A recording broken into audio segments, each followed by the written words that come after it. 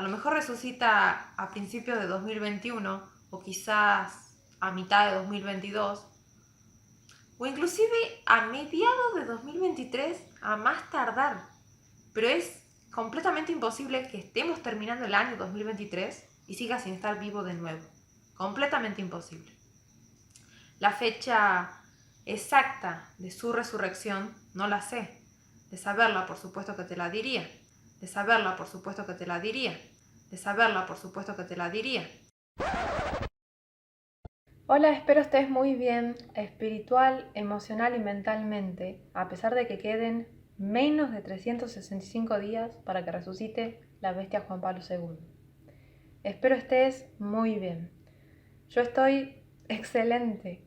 Tener una relación espiritual con el Mesías es algo que te llena de fuerza, de sabiduría, de paz y de valentía.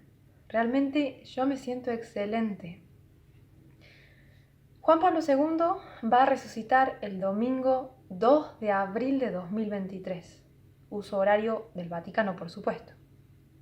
¿Cómo es posible que sepa la fecha exacta? Te estarás preguntando. El mismo Yahshua HaMashiach me la ha compartido. A mí y a otra persona, de la que por supuesto voy a hablarte también. Y no puedo decirte, mirá, Juan Pablo II va a resucitar ese día porque esto es así, así, asá, y por eso resucita el 2 de abril. No puedo explicarte así porque no funciona así. Es decir, el saber la fecha exacta forma parte de un testimonio de vida. Mi testimonio y el testimonio de esta otra persona de la que voy a hablarte también.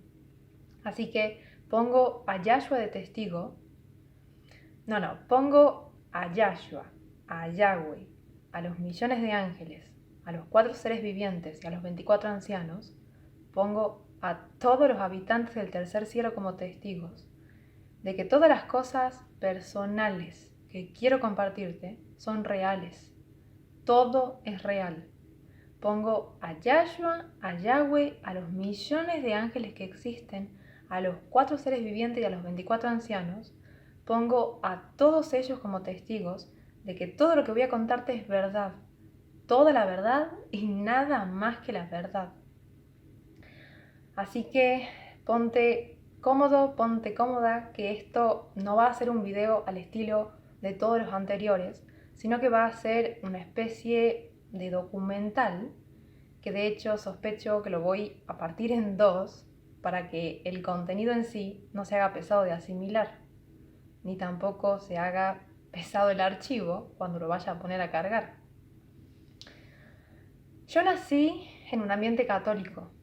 Mi papá y mi mamá fueron católicos, devotos de la iglesia, de la misa, de la Eucaristía, del cura, de la monja, del papa, católicos, católicos. Yo soy la hija menor de la familia Cuadras.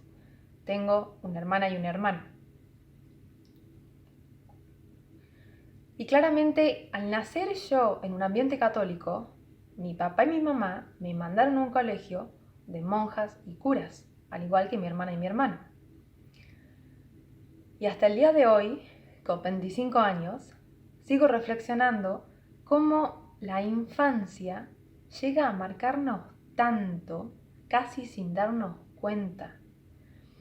Hay cosas que de pequeños sospechamos que no tienen que ser así, que están mal, pero como las cosas aparentemente siempre fueron así, no decimos nada, porque lamentablemente al ser pequeños, no podemos hacer que un patrón cambie justamente porque somos pequeños. Estaba en primer grado de primaria, con 6 añitos, cuando me explicaron por primera vez lo de la doctrina de la Trinidad. Eso de que Dios es uno solo, pero manifestado en tres. Dios el Padre, Dios el Hijo, Dios el Espíritu Santo. No son tres dioses, es uno, por más que estés mencionando tres. Esa es la esencia de la Trinidad, como seguramente sabrás. En mi cabecita de niña de 6 años, eso sonaba una locura, algo carente de lógica, un sinsentido. Hasta hace poco tenía guardadas las cartillas de religión en donde se percibía la disconformidad con la que realizaba las tareas escolares referentes a religión, en donde respondía de una manera invisible o indescriptible, respondía lo que la maestra quería leer, pero dentro mío sabía que algo no estaba bien, que algo no era coherente. Yo desde que tengo uso de razón que creo en Dios. La manera en la que funciona el cuerpo humano, la diversidad de animales, la belleza del cielo, de la naturaleza, el sol, la luna, las estrellas, la perfección en una tela de araña. Es demasiado evidente que detrás de toda esa inmensidad de creación hay un creador. Yo desde que tengo uso de razón que creo en Dios. Y desde que tengo uso de razón que creo también en el Hijo de Dios, en el Mesías, en su cruz. Aquel hombre que venció la muerte al resucitar. Aquel hombre que dividió la historia de la humanidad en antes de Cristo y después de Cristo. Yo creo en el Padre y en el Hijo desde siempre.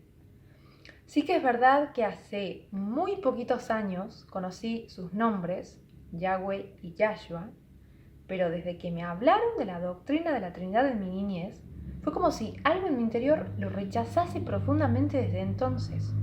Y lo vuelvo a decir, cuando de pequeños vemos algo que está mal, vemos algo que sospechamos que está mal, no lo decimos porque lamentablemente al ser pequeños no está en nuestras capacidades el saber cómo expresarle a los demás, a un adulto con justa razón, lo que pensamos, lo que sentimos, lo que está pasando en el interior de nuestras cabecitas.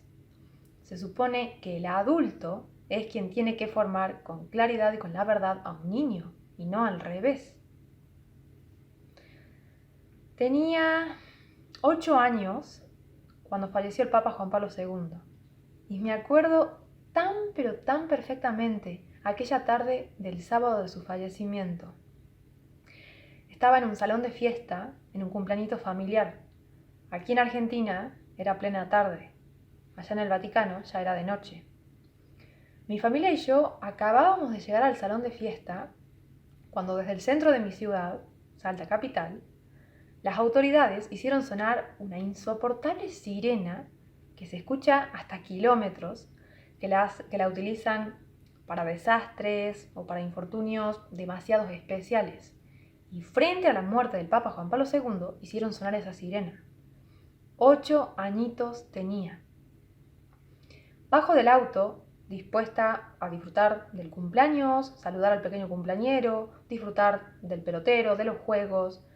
Pero suena esta bocina, esta sirena insoportable que se escucha hasta kilómetros, y mi mamá comentó con cierta tristeza: acaba de fallecer el Papa.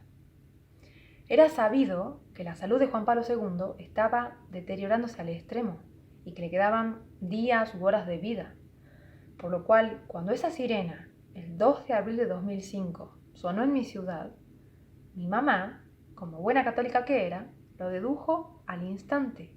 Juan Pablo II acaba de fallecer. Recordá que yo estaba en un colegio de monjas, de curas. Sabía perfectamente quién era el Papa Juan Pablo II, la figura de Dios en la tierra. Y lo digo entre comillitas porque eso es lo que mi maestra enseñaba, lo que la religión en sí enseña. Pero ahí también había cositas que no me sonaban coherentes, no me sonaban lógicas, y como de costumbre, por ser una niña, no sabía cómo expresarlas. Aunque a decir verdad, sí tenía mis maneras de expresar mis disconformidades con la religión. Había en casa pequeñas estatuillas de la Virgen María, o bien las ornamentaciones para el pesebre, y yo agarraba todo eso y lo utilizaba para jugar. Junto a mis juguetes diarios, junto a mis peluches, junto a mis muñecas, utilizaba también todos esos muñequitos religiosos para jugar. Me chocaba, me molestaba que la gente adulta se arrodillase delante de esos muñecos, cuando no son más que eso, muñecos, simples objetos. Por eso yo los agarraba y los utilizaba para jugar. Pero en fin, no nos vayamos de tema. Volvamos al día en que falleció el Papa Juan Pablo II. Estaba en un salón de fiesta en un cumpleaños familiar. En apenas minutos ya era noticia mundial de que el Papa más amado en toda la historia falleció. Los invitados adultos en el cumpleaños lloraban a moco tendido como si se hubiese muerto un familiar. Los niños, los protagonistas de la fiesta, no entendían muy bien lo que estaba pasando, y si bien yo, por estar metida en un ambiente católico, en un colegio católico, sí que sabía lo que estaba pasando, tampoco entendía la reacción de los adultos de llorar frente a la muerte de alguien a quien ellos no conocían. A ver, sí, es el Papa Juan Pablo II, el Papa más carismático, el Papa viajero, el Papa más amado en toda la historia, sí. Pero no deja de ser una persona con errores, con pecados, con mentiras, con secretos sucios y oscuros en su vida privada. No deja de ser una persona. El salón de fiesta pasó en un microsegundo a convertirse en un velorio, en un funeral. Las canciones de Barney y yo, las canciones del payaso Piñón Fijo, todo se apagó. Literal, la persona encargada de la música cortó todo. Recuerdo que mi papá nos hizo salir a mis hermanos y a mí hacia el jardín de entrada que había en el salón de fiesta para así evitar ver tanto llanto de tanta gente. Pero saliendo al jardín tampoco es como que se aligeraba lo que estaba pasando. Esa bocina, esa sirena, atestiguando la tristeza que acababa de suceder en el planeta, no se detenía. La familia del cumpleañero poco a poco intentó que las aguas vuelvan a su cauce, pero aún así ese cumpleaños no fue para nada normal.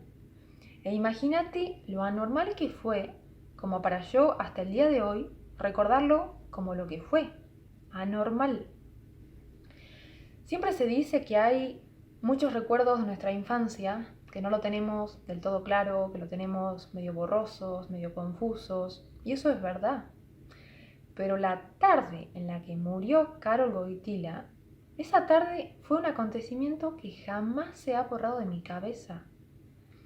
Y recién en estos últimos añitos, desde que inició la pandemia, fui atando cabos de por qué mi propio espíritu no ha permitido que los recuerdos generales de mi infancia empañen aquel 2 de abril de 2005, cuando falleció la bestia Juan Pablo II, quien subirá del abismo el 2 de abril de 2023, exactamente 18 años después. Marcelo Cuadras, mi papá, a quien actualmente ya no le digo papá, sino Marcelo, porque ya estamos en otro nivel, en otro plano, en otra sintonía. Marcelo y yo desde siempre hemos tenido una conexión, una relación muy peculiar. ¿Qué quiero decir con esto? No se trata de que él como papá quiera más a su hija menor que a sus otros 2 hijos. No se trata de que yo como hija quiera más a él que a mi mamá. No se trata de que yo como mujer tenga una herida emocional que pretendo sanar apoyándome en él. No se trata de nada de eso. He tenido una infancia y una adolescencia, no perfecta por supuesto, ninguna vida es perfecta, pero he tenido una infancia y una adolescencia tan llena de amor,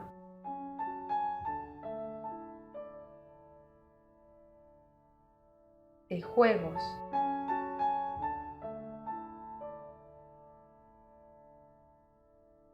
de viajes,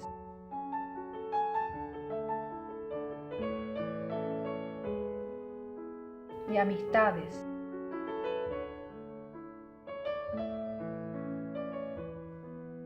de diversión,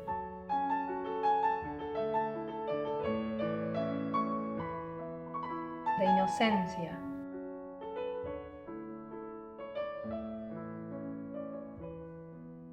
de complicidad.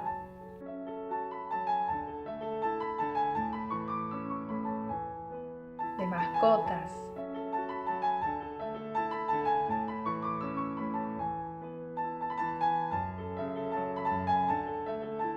De festejos.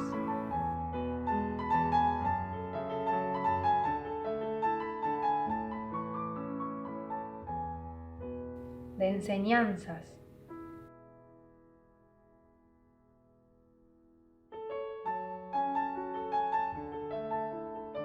De desafíos.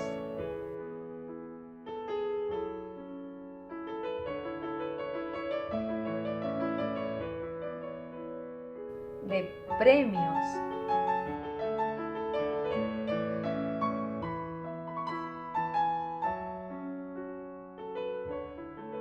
De aventuras.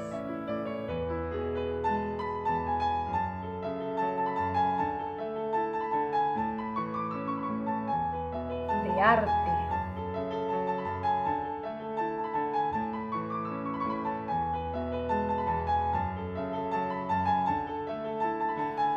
Y de sabiduría.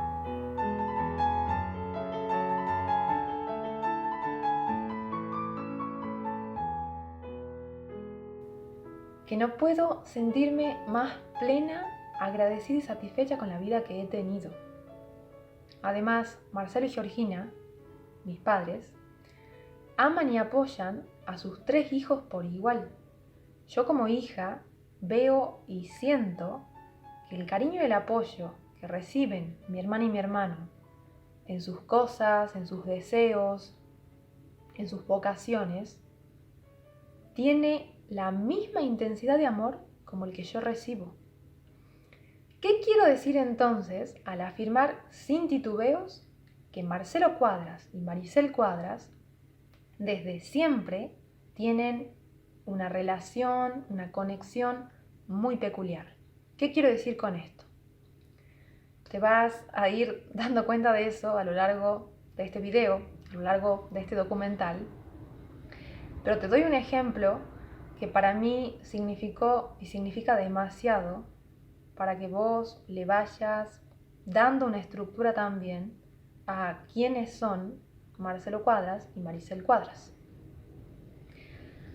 Te contaba que a los 6 añitos, cuando la maestra en el colegio me enseñaba lo de la Trinidad y algo en mi interior lo rechazaba, sin ser capaz de cuestionarlo por ser muy pequeña, por ser una niña, al poco tiempo de eso, y con decir poco tiempo me refiero unos 12 o 13 meses más tarde, Marcelo, siendo católico, empezó a ver incongruencias en las enseñanzas de la Iglesia Católica. Y como una necesidad personal, empezó por su propia cuenta a leer, estudiar y escudriñar desde Génesis 1:1 y terminó con los curas del colegio al que yo asistía, terminó discutiendo acerca de por qué la religión se ha inventado un supuesto Dios de la Trinidad cuando las Escrituras y las cartas de los apóstoles nos evidencian la existencia de Dios Padre y Dios Hijo. Entre tanto, el Espíritu Santo es el Espíritu que posee tanto el Padre como el Hijo. Todo aquello que yo no era capaz de verbalizar por ser una niña, él lo estaba empezando a cuestionar sin que yo se lo haya pedido, porque recordá que al ser niños no sabemos pasar a palabras lo que ocurre en el interior de nuestras cabecitas. Hoy entiendo que esa conexión que Marcelo y yo tenemos desde siempre es una conexión espiritual. Yo no la busqué, él no la buscó. Esa conexión espiritual está ahí entre nosotros desde siempre. Por supuesto, de pequeña no lo entendía, no lo sabía, y él tampoco. Yo estaba en el colegio, en el recreo, con mi grupito de amigas, y de repente ingresaba al colegio mi papá pidiendo por favor charlar con el cura de la parroquia acerca de teología, acerca del mundo espiritual o acerca de cómo inició el pecado en el mundo. Charló y debatió con innumerables curas y monjas dentro y fuera de Salta, dentro y fuera de Argentina, por años. y viendo tanta ignorancia, tantas incongruencias entre ellos mismos y entre sus creencias, que no son para nada el reflejo de creencias que dejaron los apóstoles en sus cartas, Marcelo se fue alejando de la Iglesia Católica. Es por eso que cuando falleció el Papa Juan Pablo II, a Marcelo no le dolió su partida, como sí le dolió a mi mamá, por ejemplo. A Marcelo no le dolió su partida porque francamente ya no se consideraba católico. ¿Qué fue haciendo entonces Marcelo al ir descubriendo y aceptando que la Iglesia Católica no es la verdadera Iglesia del Mesías?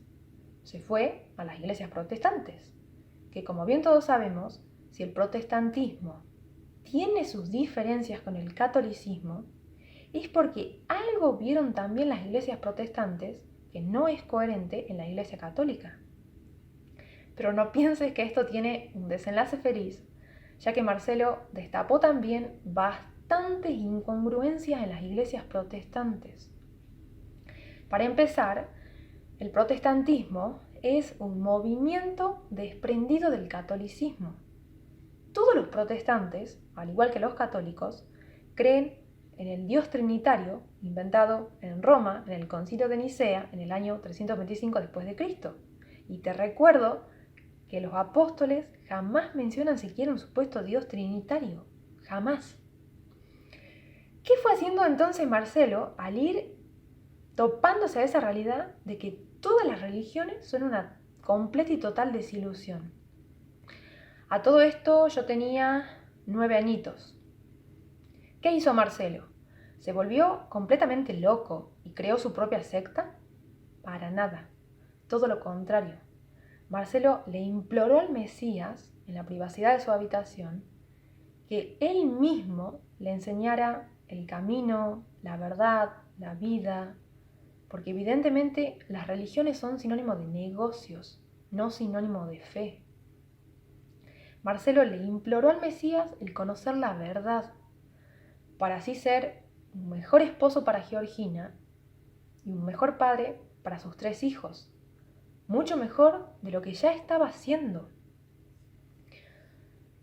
Y todo lo que Marcelo fue aprendiendo de su maestro, Yeshua HaMashiach, está a la vista de todos en el sitio web que él mismo ha diseñado, con el sincero anhelo de que más personas abran los ojos y se desprendan de todas las religiones para así nacer de nuevo, tal como lo exige el Mesías.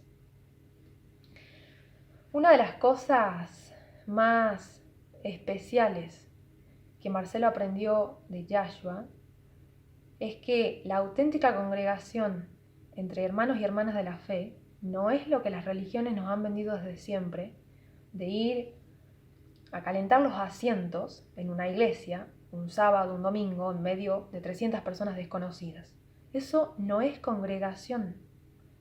Donde haya 2 o 3 reunidos en mi nombre, dice el Mesías, allí estoy yo. Donde haya 2 o 3.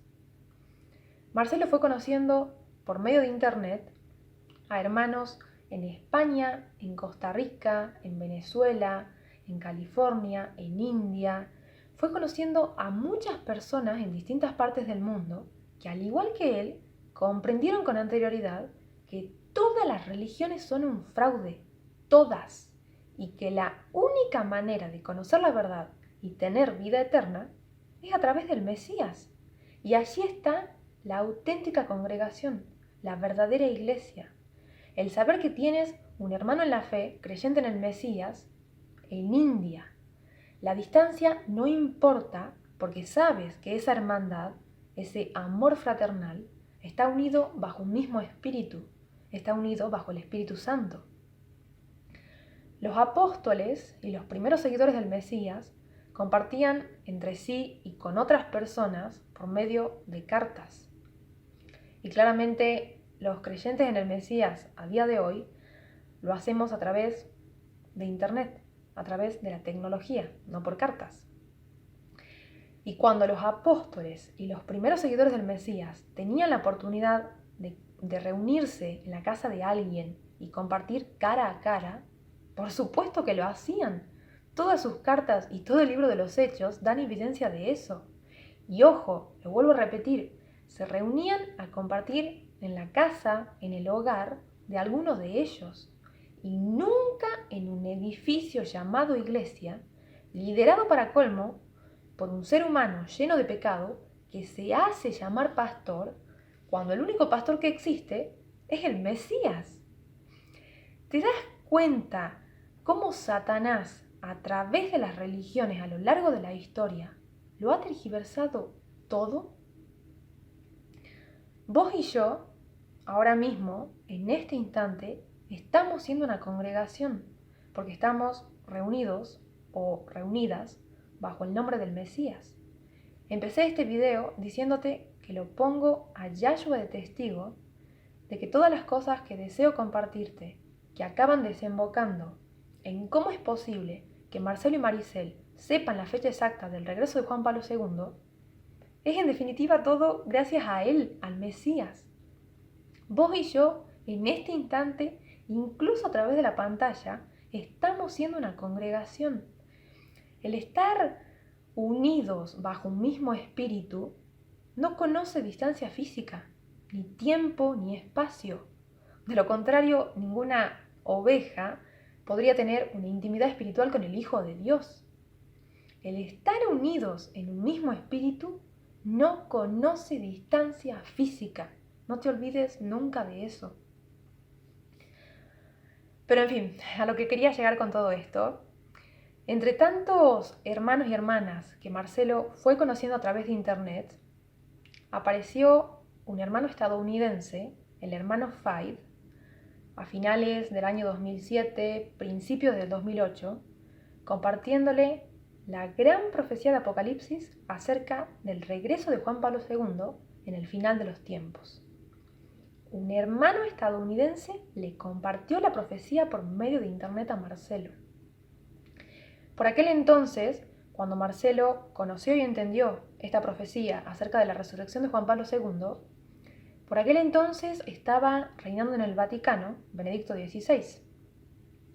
Marcelo conoció y entendió esta profecía, a pesar de que había cositas inconclusas, como por ejemplo, cuando el apóstol Juan en Apocalipsis nos expresa que esa bestia, Juan Pablo II, ha sufrido 2 atentados, el primer atentado con una pistola, una herida mortal, mientras que el segundo atentado con una bayoneta, una espada pequeñita, el apóstol nos escribe en las visiones que el ángel le mostró que Juan Pablo II sufre 2 atentados.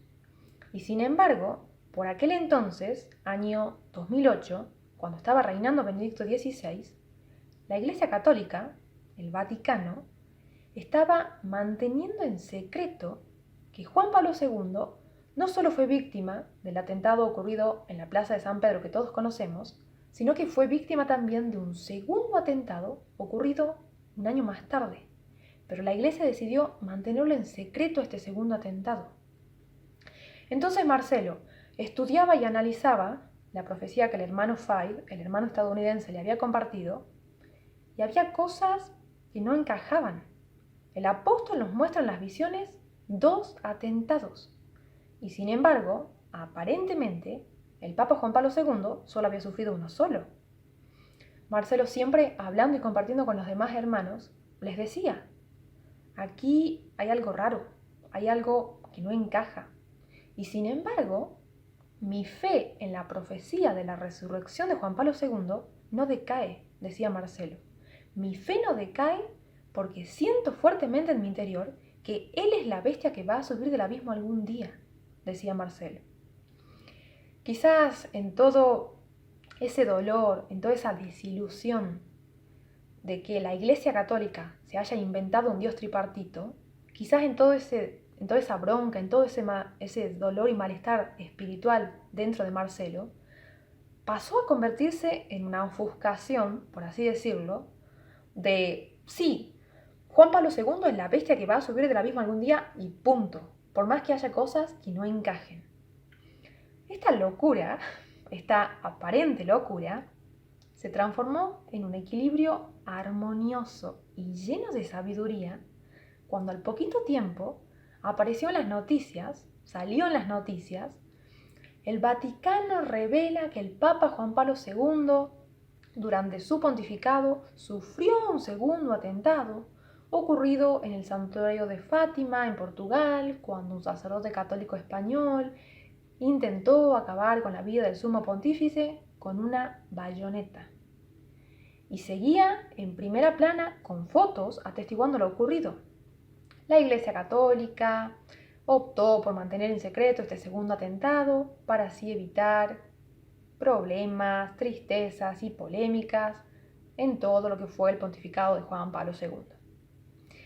De repente, la profecía acerca del regreso de Juan Pablo II cobraba más fuerza que antes. Aquellas piecitas que Marcelo tiempo antes veía, aquí no hay algo coherente, hay algo que no encaja, de repente terminó armándose sola delante de sus ojos. Y si él nunca había dudado de la profecía, imagínate el aumento de fe que tuvo Marcelo cuando la profecía por sí sola tenía más lógica que antes. A todo esto, yo tenía 11 años cuando Marcelo le contó a sus amigos, a sus familiares, a sus compañeros de trabajo, que el queridísimo Papa Juan Pablo II resucitaría algún día para convertirse en el octavo Papa, tal como lo revela la profecía de Apocalipsis, de que el sexto rey será también un octavo. Como es de esperar, hubo todo tipo de comentarios, risas, burlas, desprecios, insultos, pero hubo también una pequeña minoría de personas que les intrigó mucho todo esto. ¿Por qué de repente Marcelo Cuadras andaba enseñando que un papa va a resucitar? Y lo peor de todo, que va a resucitar para engañar a la humanidad por ser una bestia. De ahí Marcelo añadió en su sitio web información acerca de los estudios de Apocalipsis referentes al Tratado de Letrán, a los 7 papas que hubo desde el Tratado de Letrán, a los 2 atentados que sufrió Juan Pablo II, a la prostituta vestida de púrpura y escarlata, agregó estudios referentes a los 3 años y medio de la Gran Tribulación, etcétera, etcétera, etcétera. Ya no solo en su sitio web, ya no solo había información bíblica acerca de la existencia de Dios Padre y Dios Hijo y de cómo el Espíritu Santo es el Espíritu que posee tanto el Padre como el Hijo, sino que también empezó a añadir todos estos estudios proféticos referentes a Apocalipsis. Y volviendo un poquito a mí, esto es un ir y venir constante de Marcelo y Maricel, Maricel y Marcelo, pero es que indudablemente somos uno en espíritu. Volviendo un poquito a mí, yo crecí desde los 11 años en adelante con esa información de que aquel papa que murió aquella tarde durante el cumpleañito familiar cuando yo tenía 8 años, aquel papa resucitaría. Desde los 11 años en adelante, yo crecí con esa información en mi cabeza.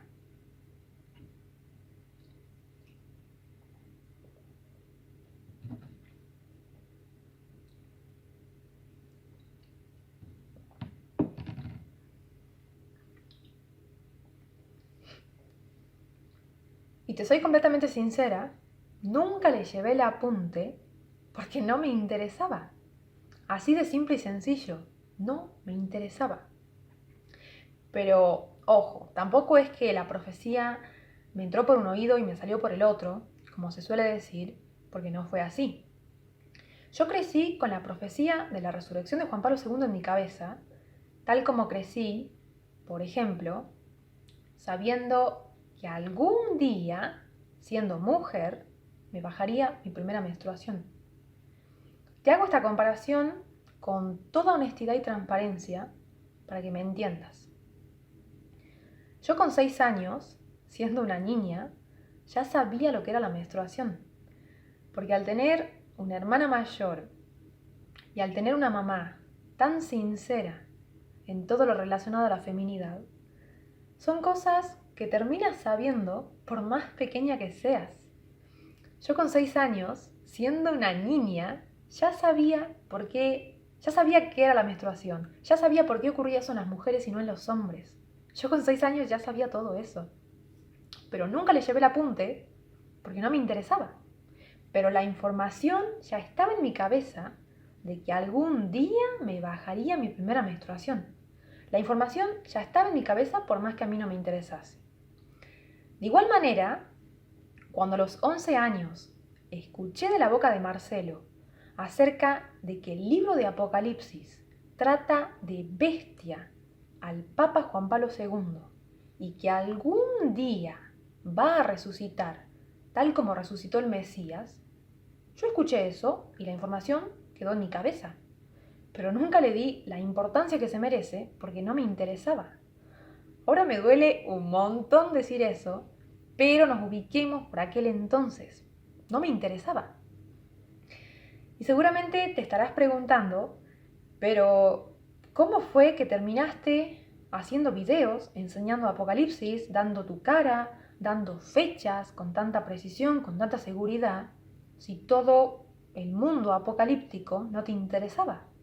¿Cómo fue que terminaste donde terminaste? Estarás pensando. Cortemos esta primera parte del video aquí y abramos la siguiente, que ya llegaremos a esa maravillosa partecita de mi vida en la que el mismísimo Yahshua HaMashiach me hizo saber, me hizo recordar quién soy ante sus ojos y ante los ojos de Dios Padre Celestial.